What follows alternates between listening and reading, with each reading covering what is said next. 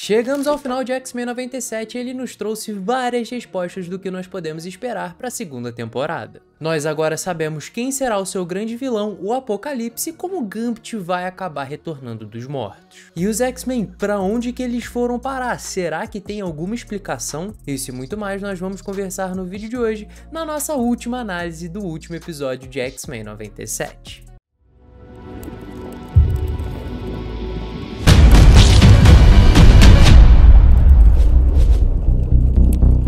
Fala galera, bora bater um papo? Eu sou o Joca, você está no Origem Geek e sejam muito bem-vindos. Agora que acabou a gente já pode falar, né? X-Men 97 é sem sombra de dúvidas top 5 das melhores coisas que a Marvel já fez. E eu não tô me referindo só às coisas pós-Ultimato não, é uma das melhores coisas desde o início do universo cinematográfico Marvel. Eles deram aula de como utilizar os X-Men, e se os filmes forem mais ou menos nessa pegada, a gente pode ficar bem tranquilo. Mas e aí, o que você achou do final de X-Men 97? Você curtiu? O que você teria feito diferente? Já deixa aqui nos comentários pra gente saber. E aproveita também pra já ir largando seu like, se inscrevendo no canal e ativando o sininho, tudo agora no começo do vídeo pra você ficar despreocupado daqui pra frente, que ó, hoje a gente tem bastante assunto pra conversar, sem contar também que você fazendo isso, você vai me ajudar pra caramba, você não tem nem noção. Então ó, tô contando com o teu apoio, viu? E agora, sem mais enrolação, já vamos começar a conversar um pouquinho sobre X-Men 97.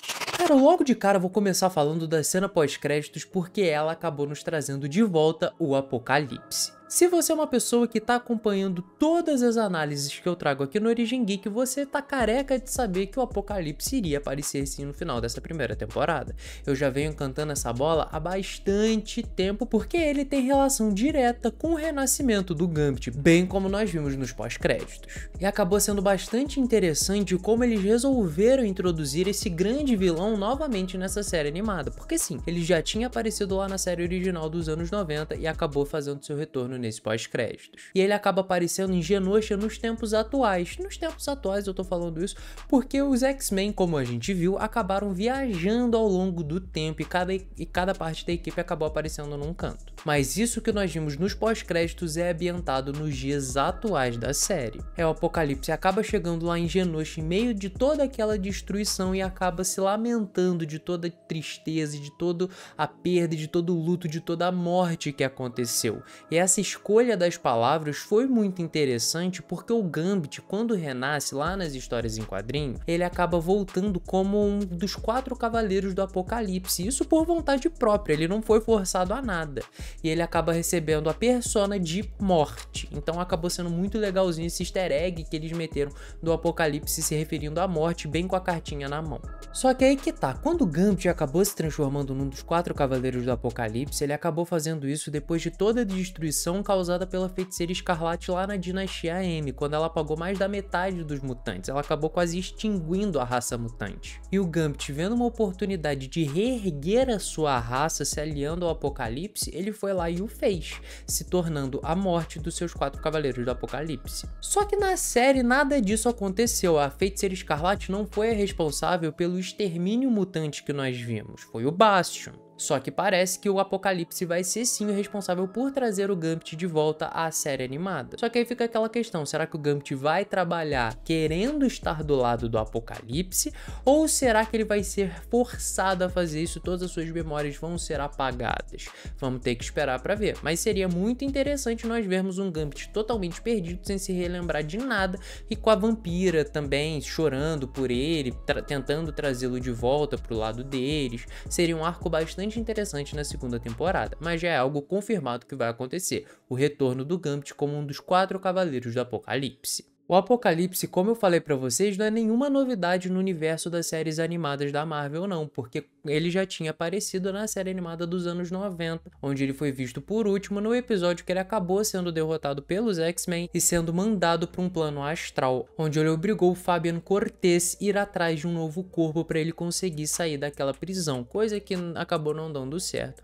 Mas aparentemente o Apocalipse conseguiu sim recuperar um corpo e voltar à sua forma como a gente conhecia, aquela forma mais Hulk, né, aquele Apocalipse bombadão, que pô, com base nos seus poderes não é tão difícil dele ter conseguido fazer isso, né? Não é uma surpresa muito grande, não. Mas vocês podem ficar tranquilos que talvez isso seja assim explicado na segunda temporada. Então, né, não vamos ficar sem explicação de como o Apocalipse conseguiu se soltar. Outra questão que ficou em aberto foi o que aconteceu com os X-Men de verdade. Porque como nós vimos, depois deles terem conseguido impedir o asteroide M atingir a Terra e causar uma catástrofe total, a equipe acabou sendo dividida ao longo do tempo. Só que como isso aconteceu? Para onde que eles foram? Nós vimos que mais da metade da equipe, contando com Magneto, Professor Xavier, Besta, Vampira, Tempestade e Noturno, acabaram aparecendo no Egito Antigo. Mais precisamente no ano 3000 a.C., onde eles tiveram contato com um personagem chamado En-Sabah-Nur, que também é conhecido entre todos os fãs como Apocalipse. Sim, aquela é uma versão mais jovem do Apocalipse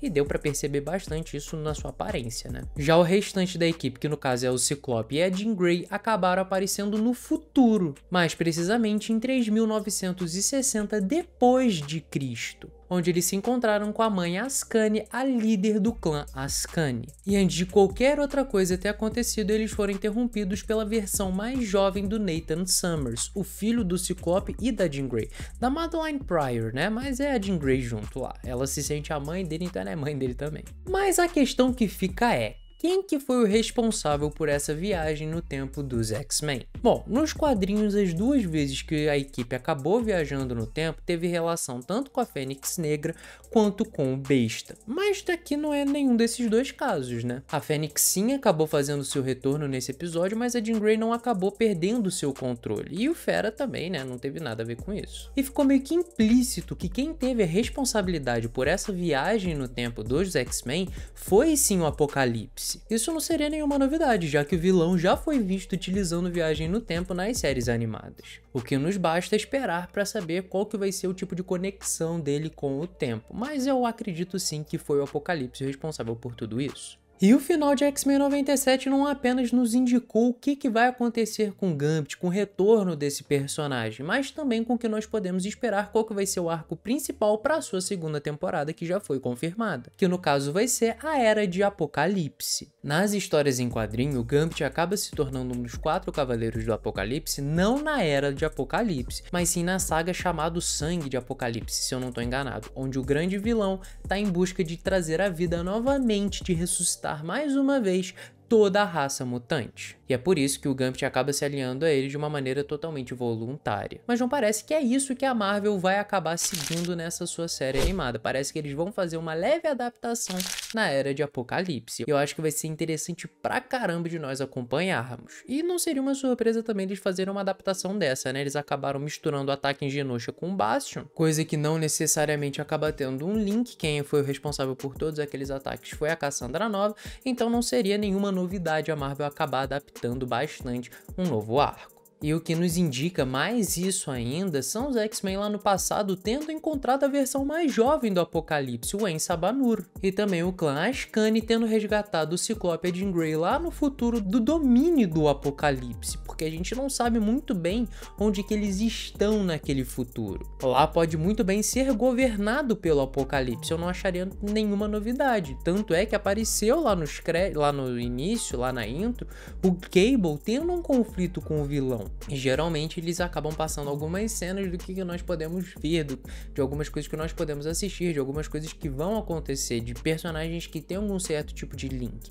O Cable, então, ser envolvido com o Apocalipse desde a sua infância, da sua adolescência, seria algo muito interessante, seria um link muito interessante para os personagens. Nos quadrinhos, o clã Askane tem sim uma ligação com o Apocalipse também, com a mãe Askane liderando uma rebelião para enfrentar o Apocalipse enquanto ela protege a versão mais jovem do Nathan Summers. E como nós vimos no final da série, o Ciclope e a Jean Grey acabaram aparecendo no meio dessa confusão, com o Nathan intervindo e falando que eles são de boa, para ninguém atacá-los, coisa que com certeza vai nos encaminhar para um arco familiar, para a continuação desse arco familiar e com eles enfrentando o Apocalipse de uma outra maneira, e aí com eles voltando voltando pro futuro, né, pro presente no caso, tendo uma conexão muito mais forte do que eles tiveram no final dessa primeira temporada, que sim, eles estão cada vez mais unidos, a família Summers. Olha que coisa linda. Nós podemos esperar também alguns novos elementos nos X-Men atuais, como por exemplo o Colossus, o Iceman, o próprio Ford e o Bishop, que eu sinto que vão ter, esses dois, né,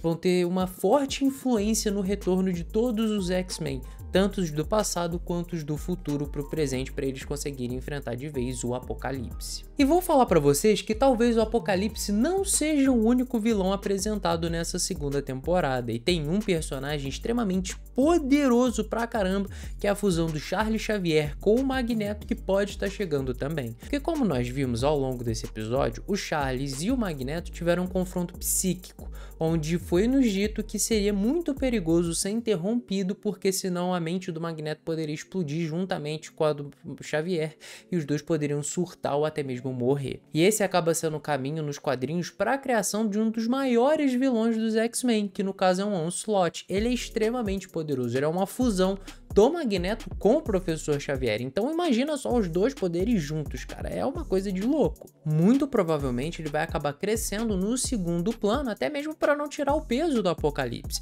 Esses dois personagens são muito poderosos, são dois vilões gigantescos. Eles não tem como ficar dividindo tela, não tem como você fazer metade da temporada eles enfrentando o Onslaught e a outra metade enfrentando o Apocalipse. Tem que ser uma primeira temporada, tem que ser uma temporada inteira só enfrentando um desses dois. Talvez o Onslaught sirva como o vilão da terceira temporada, talvez apareça, faça uma pontinha ao longo de algum dos episódios e aí depois suma de novo, mas a sementinha da criação dele já foi plantada e a Marvel não fez isso à toa, eles não fazem nada à toa. Vocês viram, a morte do Gambit acabou acontecendo para a chegada do Apocalipse também. Isso aconteceu no meio do conflito dos mutantes com o Bastion, então talvez eles façam, né, sigam esse mesmo caminho com a chegada do Onslaught na segunda temporada.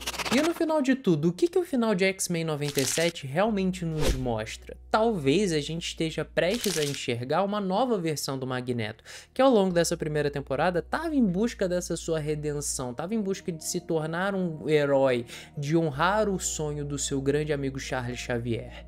E como nós vimos no confronto psíquico que nos foi apresentado grande parte desse 10º e último episódio, o Magneto acabou se relembrando e mostrando várias das suas frustrações para o Charles, falando que ninguém entendia o que ele tinha passado, que o seu trauma era único, e o Xavier acabou concordando com isso, mas ele falou que o diferencial dos X-Men para todos os outros é que o que os une, o que os fazem forte, o que os fazem conseguir superar esses traumas, não é que todos eles compartilham do mesmo, é que todos eles têm traumas únicos e eles compartilharem isso um com o outro acaba deixando eles cada vez mais unidos e mais fortes, e parece que ele conseguiu convencer o Magneto nisso, e parece que nós veremos uma versão mais heróica do vilão nessa próxima temporada. Acho que vai ser um arco muito interessante também, principalmente com ele tendo um contato com o Apocalipse, que ele já foi um dos cavaleiros dele também. E é claro também que nós tivemos várias participações especiais nesse último episódio, como por exemplo Peter Parker juntamente da Mary Jane. Então sim, depois de mais de 20 anos nós tivemos a resposta se o Peter Parker acabou encontrando a Mary Jane.